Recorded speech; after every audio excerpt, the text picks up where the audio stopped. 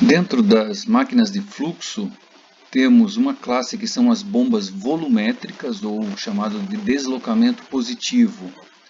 A principal é alternativa, do tipo pistão, êmbolo, diafragma, que vemos aqui, usado em compressor de ar, compressor, por exemplo, de geladeira. E segunda classe das rotativas. Então, engrenagens, essa mostrada aqui, o fluido entra aqui do lado esquerdo e passa aqui por entre os dentes da engrenagem e sai aqui, tanto de um lado quanto de outro. Lóbulos, a mesma coisa. Parafuso, da mesma maneira, o fluido passa por entre os vãos, né, do parafuso aqui, né? E a palheta deslizante, como o nome diz, temos palhetas aqui que vão deslizando nessa carcaça, ela está fora de centro, né?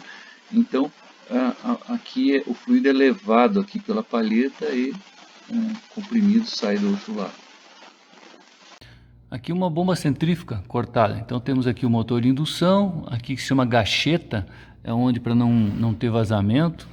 E aqui a parte da bomba, onde que eu tenho aspiração e o rotor, aqui com as saídas, e aqui a voluta, né? Aqui uma vista de um rotor, já um corte, né? Mas na verdade ele tem uma cobertura, ele é duplo dessa maneira, né? Então esse ele é pá girada para trás, então ele gira aqui nesse sentido e faz a água sair então por aqui. Agora a questão é, como é que é a relação entre pressão e vazão de uma bomba centrífuga? Então, para isso, coloca-se um registro aqui, por exemplo, na saída de uma bomba e um medidor de pressão. Pressão aqui, pressão estática, ou seja, medida na superfície aqui do duto, né, na parte interna do duto. Considere que essa bomba está sugando água de um grande reservatório no mesmo nível aqui de entrada, e o que vai se fazer é tentar descobrir como é que comporta a relação entre pressão e vazão. A pressão aqui é dada em metros de coluna d'água, né? E aqui temos no eixo X aqui a vazão. Tente imaginar o que vai ocorrer. Como é que eu posso variar a vazão? Fechando o registro. Então, se eu vou fechando o registro, o que vai ocorrendo com a pressão? Será que essa curva vai ser ascendente, descendente, reta, barriga para baixo, barriga para cima? Então, para responder, pensem já como que seria essa curva. Mas agora, em seguida, nós vamos ver isso experimentalmente. O experimento, então, aqui é mostrar a curva de desempenho de um compressor, na verdade é um ventilador compressor, mas ele não é um ventilador centrífugo propriamente dito, né? Mas o que nós vamos precisar para levantar? Qual é a pressão que ele dá na saída. Então estamos medindo aqui na superfície, né, do interno do duto, temos uma tomada de pressão que vai nesse manômetro praticamente vertical aqui. E o outro eixo é a vazão. Como não temos um medidor de vazão, nós colocamos aqui um pitô aqui na saída que vai ser medido a pressão. Então, claro, colocamos ele inclinado para ter uma resolução maior. E não é um eixo exatamente da vazão, é um eixo da pressão que está relacionado com a velocidade, que por sua vez é a vazão. Então, por isso conseguimos ter aqui ideia como se fosse a vazão. Notem que não está exatamente vertical, está um pouquinho inclinado, mas o ângulo aqui é 45 graus, então isso facilita traçar a curva. Então, quando liga o ventilador, teremos aqui aparecendo o líquido da pressão do pitô, que é equivalente à vazão, e lá a pressão estática medida na saída do compressor. Esse líquido está num reservatório de nível constante aqui atrás, né? Então temos essa curva. Então agora vamos traçando essa curva. Agora ligando, vemos aqui aumentando as duas pressões, o manômetro o registro está completamente aberto. Então vemos grande velocidade na saída, vazão alta e pressão estática na saída do ventilador baixa. Começamos agora a fechar o registro. Vamos fechando o registro e o que nós vemos? Redução da velocidade e aumento da pressão estática até o máximo, aonde temos praticamente zero de velocidade e uma pressão aí que chega a mais de 1 metro de altura da pressão estática.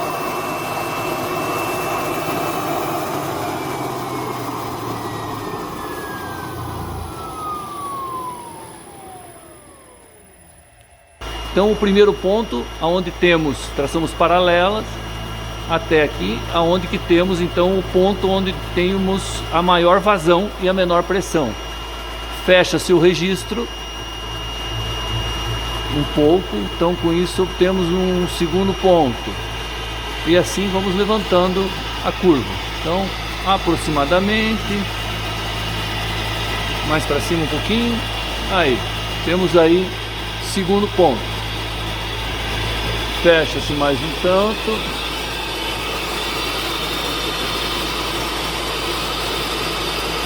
Mais para a esquerda. Mais um pouquinho. Mais ou menos aí, tá ok. Mais um ponto. Fecha-se mais. Podemos já ter praticamente o ponto lá em cima. E temos lá o último ponto. E com isso podemos traçar então a curva, que é a curva de desempenho de um ventilador, a curva de pressão versus vazão. Então chegamos na curva pressão-vazão. Notem que essa curva é um pouco diferente, que está apresentada barriga para cima. A gente achou ela no nosso experimento barriga para baixo. Isso varia então conforme o tipo de bomba. Vamos ver que aquela bomba que a gente apresentou é ligeiramente diferente de uma bomba centrífuga convencional, que tem mais esse formato, é o mais comum. Mas temos outra pergunta agora. E a potência consumida por uma bomba em função da vazão? Será que o que acontece uma bomba funcionando e, por exemplo, eu vou fechando o registro aqui? Quando eu vou fechando o registro, o que acontece com a potência? Essa é a pergunta. Vamos fazer uma parada aqui e eu vou falar um pouquinho sobre motor elétrico e depois a gente volta nessa questão. Então aqui um motor elétrico de indução trifásico, onde eu tenho 3 bobinas, cada uma numa fase no estator, e eu tenho o rotor aqui no centro. Então o que acontece, como as fases estão defasadas, 120 graus cada uma, eu tenho um campo girante aqui, que depende da frequência da rede. Isso aqui induz então esse campo girante um torque no rotor central. Aqui uma vista então do motor de corrente alternada, é chamado tipo gaiola de esquilo, vamos ver por quê. Mas a gente consegue ver aqui o estator com as bobinas onde é alimentado e aqui o rotor. Notem que não tem nenhum contato elétrico entre o rotor e o estator, não tem escovas aqui que levam eletricidade. Isso então é induzido. Aqui então temos a vista do rotor, onde vemos então a dita gaiola de esquilo, que é o condutor aqui, que muitas vezes é alumínio fundido.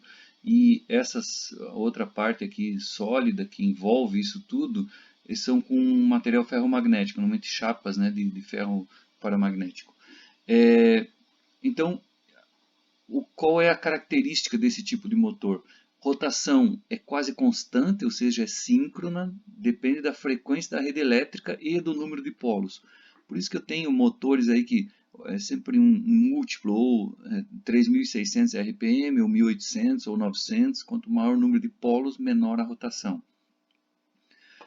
Quase constante, porque tem um escorregamento em função da carga aplicada. Ou seja, quando eu coloco uma carga nesse eixo do motor, Se ele está girando a 1800, ele não vai girar bem a 1800, ele gira um pouquinho mais lento, 1780, né? Vai caindo essa rotação um pouco, não é muito, é pouca porcentagem dessa rotação que ele cai, então é quase síncrona. Quanto maior o escorregamento, mais corrente ele consome, ou seja, quanto mais carga, mais eu coloco no eixo, mais escorrega e mais corrente é consumida. E aí o que acontece se eu segurar muito colocar um torque muito grande nesse motor, ou segurar ele que ele não gire, eu tenho escorregamento muito grande e a corrente é gigantesca. E aí queima o motor. E aí aquele barulho que o motor fica travado, dá um dan, motor travado, é que ele está com escorregamento, 100% escorregamento, e eu posso queimar. A corrente teoricamente vai para infinito, e queima seu motor. Uma questão que fica, como que eu faço para variar a vazão de uma bomba? Eu posso, claro, vir lá e colocar um registro e fechar um pouco esse registro. Agora, outra possibilidade é eu variar a rotação dessa bomba, desse motor. Então, como é que a gente faz isso para variar a rotação de um motor elétrico? No caso, estamos falando de motor trifásico de indução.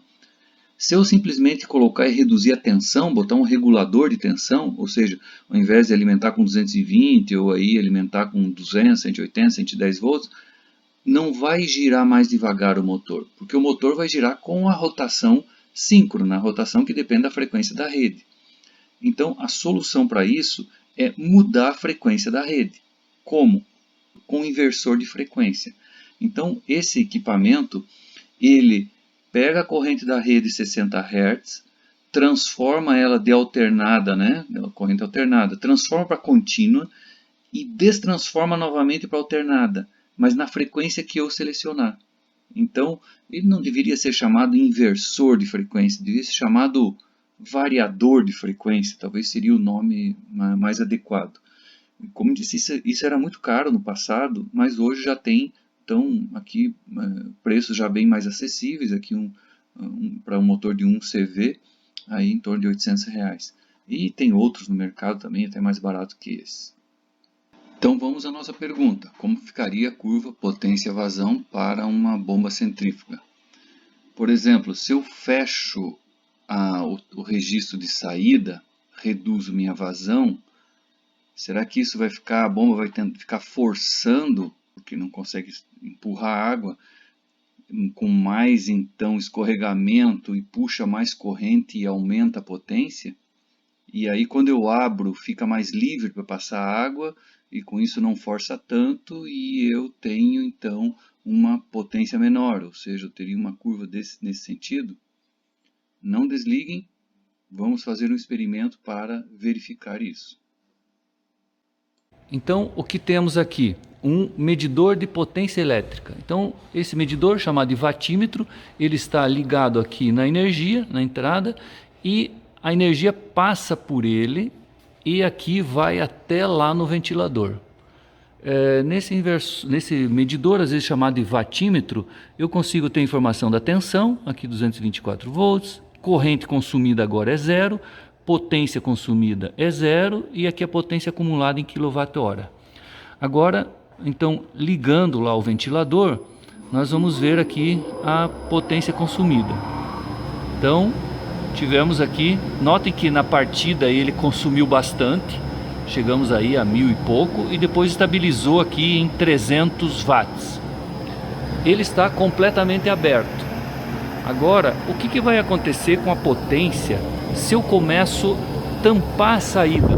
Até tampar com a minha mão aqui a saída. Ou seja, eu vou forçar minha bomba, meu ventilador lá, e vai ficar mais pesado para ele, será? Será que vai consumir mais energia?